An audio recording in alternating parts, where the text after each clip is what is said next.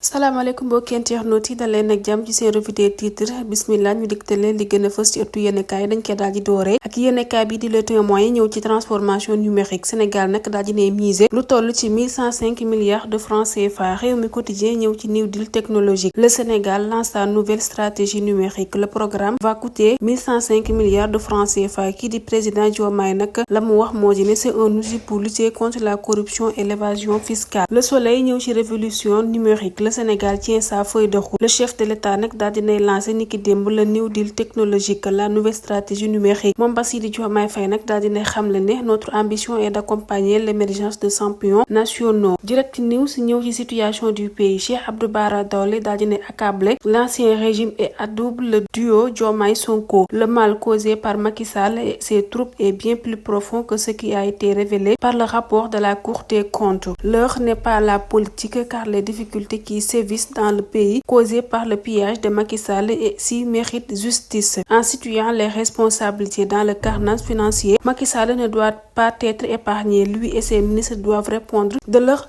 actes. Loolee nag mooy kàddu ki nga xamante ne nii moom moo di Cheikh Bara Dolly. L'enquête ñëw ci Sénégal New Deal technologique le virage numérique amorcé. Identité numérique unique e-learning télémédecine un nouveau cap pour le numérique. Un guichet unique pour simplifier toutes les démarches citoyennes et pour lutter contre la corruption kii di Ibrahima Nour Edine Diagne daal dina xam ne 80% des projets au Sénégal sont des échecs parce qu'on manque la phase de l'organisation et de l'appropriation. Le Quotidien ñëw ci accord de paix État MFDC Sonko à tout optimisme 4 points sur 7 restent à régler l'intangibilité des frontières du pays non négociable la grâce et l'amnistie des combattants au cœur des discussions. L'As Quotidien ñëw ci li nga xam ne moo di mbiru Moustapha Cissé Omar Cissé Ibrahima Nour Edine Diagne Kouratine Basile Niane le 5 majeur de la révolution numérique lii Quotidien ñëw ci ki nga xamante ne nii rek moo di Farba Ngom mi war a jàkkaarloo ak pôle judiciaire financier niki alxamis Moussa Bocar Thiam daal dina avertir di wax ne rek Farba ne sera pas l'agneau du sacrifice pour masquer ses carences le nouveau régime porte des accusations fallacieuses contre le président Macky Sall. Nous invitons les nouvelles autorités à travailler dans l'apaisement. L'observateur fësal nataalu ki nga xamante ne nii moo di Amadou Sall réquisitoire du procureur financier une proche d'Amadou Sall visée. Ses liens présumés avec le fils de l'ancien président et sa comparution imminente devant le collège des juges d'instruction Racine Sy. La transaction de 797 millions de francs CFA et la ligne de défense l'APR appelle à une mobilisation générale devant le pôle financier. Tribune ñëw ci Diomaye Sonko sans solution à l'inflation vers un ramadan compliqué pour les familles. Les chefs de famille confrontés à des hausses effrénées des prix des denrées, des populations souffrent dans un pays qui a du pétrole, du gaz, de l'or, du fer, du phosphate. Dans les pays producteurs de pétrole et de gaz, l'électricité et le carburant ne coûtent pas cher. Libération ñëw ci émission de Sen'Eau d'un montant total de 117,16 milliards de francs CFA. BDK, le coût de l'après-présidentielle émis par l'État le 27 mars 2024. Les 6 certificats nominatifs d'obligation ont été actés dans l'illégalité totale en dehors des circuits d'exécution budgétaire. Des surcoûts de 10,4 milliards de francs CFA supportés par l'État dans une opération des plus nébuleuses. Sud du Quotidien ñëw ci pré-colloque de Afrikajom Center sur les 50 ans de l'organisation sous-régionale. CEDEAO changer ou périr. Mauvaise application des textes, instabilité et gestion des coups d'État, ces échecs majeurs de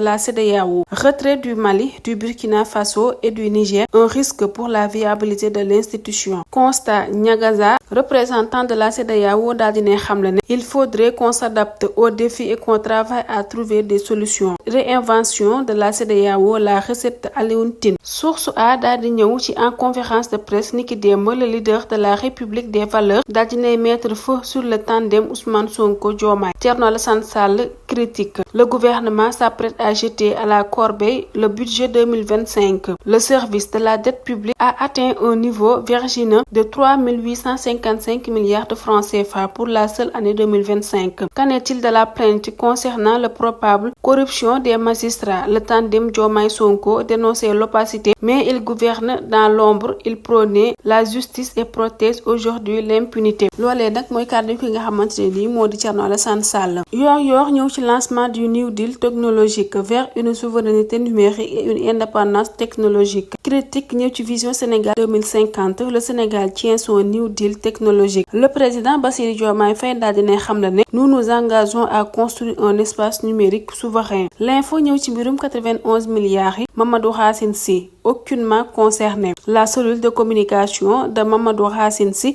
daal dina andi ab démenti formel à cette information. Le sire Mamadou Racine Sy, acteur de développement reconnu depuis plus de 30 ans, n'a jamais été visé dans un quelconque réquisitoire pour complicité d'escroquerie et blanchiment de capitaux portant sur un montant de 91 milliards de francs CFA. Aucun réquisitoire visant de telles infractions avec un montant pareil à l'encontre du nommé Mamadou Racine Sy n'existe. Walf Quotidien ñëw ci opacité, injustice, impunité. Thierno Alassane Sall se défoule sur le pouvoir. L'agenda 2050 ne contient que des pages blanches. Sonko serait démis de ses fonctions si loolee nag mooy kàddu ki nga xamante ne ni moo di Thierno Alassane Sall. Mbokk yi li mooy li gën a fës ci ëttu yéenekaay yi ñu leen di ñaanal yendoog jàmm.